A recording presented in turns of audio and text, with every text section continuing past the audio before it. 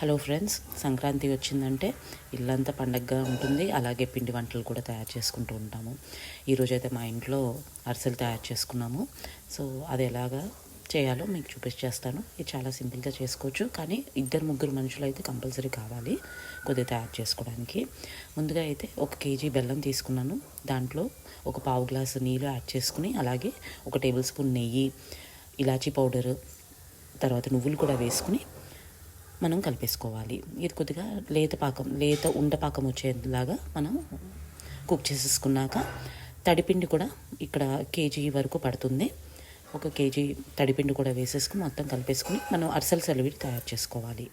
అరిసెల సలివిడి మొత్తం చల్లారిపోయాక ఉండల కింద చుట్టుకుని పూరీలు ఒత్తుకునే దాంట్లో ఇలా పూరీలు మాదిరి మనం తయారు చేసేసుకోవాలి.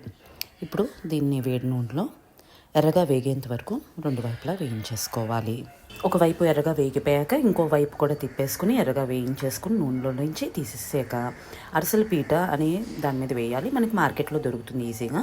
ఇప్పుడు కొద్దిగా ఒత్తేసుకుంటే నూనె అంతా మనం దాంట్లో నుంచి తీసేయాలి. ఇప్పుడు అరిసెలు రెడీ అయిపోయినాయి. సో మీరు మీ ఇంట్లో ఏమేమి పిండి వంటలు తయారు చేశారో నాకు తెలియజేయండి. Thank you.